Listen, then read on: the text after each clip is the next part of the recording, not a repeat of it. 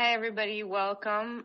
Today we're going to talk about flavors and properties of herbs. The topics of today's class will include the properties of herbs and also the flavor of herbs. The 4 properties of herbs. The property of an herb can either be cold, cool, hot, or warm in nature. Cold and cool and hot and warm only vary in different degrees. Cold herbs are stronger than cool herbs, and hot herbs are stronger than warm herbs. The property of the herb selected is based on the pathology being treated.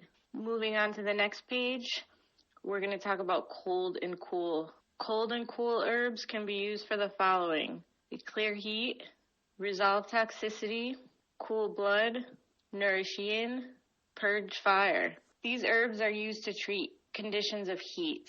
On the next page, we'll discuss hot and warm herbs.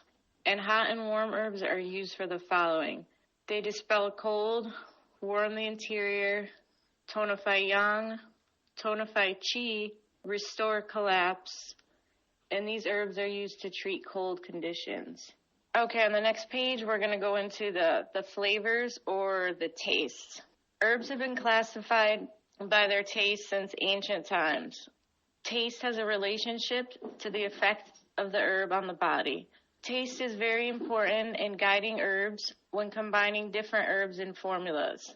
The 5 tastes are pungent, also called acrid, bitter, sweet, sour, and salty. There are also 2 other categories, which are astringent and bland. They both have actions, but aren't really considered to have any particular taste. On the next page, we'll discuss pungent or acrid herbs. And pungent and acrid has the following actions: disperse exterior pathogens, moves qi and blood, guides pathogens up and out of the body, and goes to the lung channel. Pungent is used to treat excess exterior syndrome, stagnation of qi and blood, and I just listed some examples at the bottom: Ma Huang, Guija, and Bo He. And if you think with food, a pungent food could be something like ginger, mustard, scallions, garlic. And on the next page is bitter, and bitter has the following actions: clears heat, purges fire, descends rebellious qi to stop cough and vomiting, relaxes bowels, eliminates dampness, goes to the heart channel, and bitter has a cleansing, anti-inflammatory action. And on the next page, we use bitter to treat the following: excessive fire, cough with difficulty breathing, and the medical term for that is dyspnea, vomiting, constipation due to heat, damp heat syndromes. And some examples are Huangqin or Longdansao. And just a couple examples of a bitter food would be something like lettuce, radish leaf, asparagus, and bitter melon. Moving on to the next page, sweet herbs. Sweet has the following actions: nourishes and tonifies the spleen and stomach, harmonizes and replenishes, relieves spasm and stops pain, and it goes to the spleen channel. And sweet is mainly used to treat deficiency syndromes, disharmony between the spleen and stomach, and constipation due to dry intestines. And some examples of herbs are gansao and dazao. And some foods could be chocolate, sugar, a lot of different fruits. Moving on to the next page is sour. And sour has the following actions: it astringes, it arrests discharge, and it goes to the liver channel.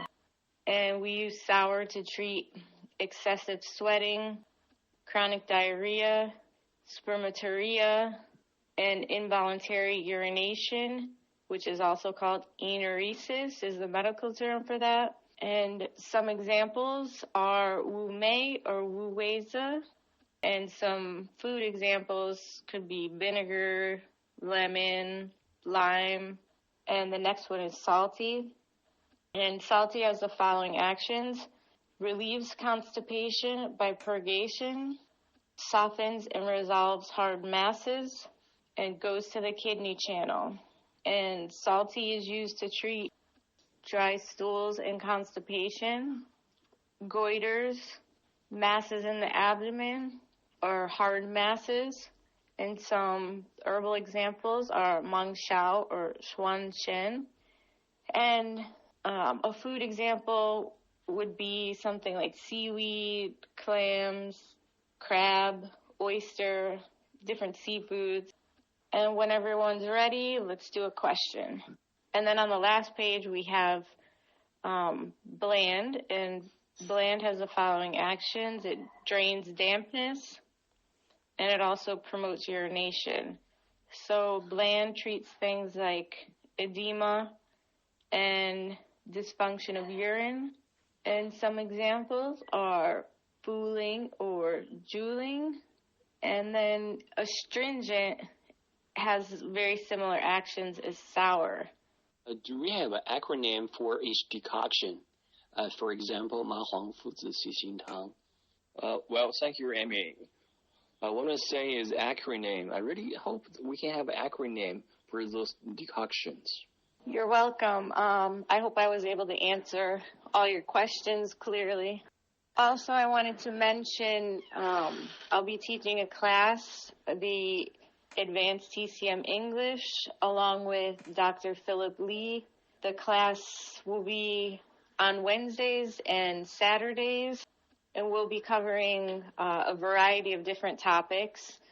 And, I hope to see all of you in that class also, and I could continue to teach you.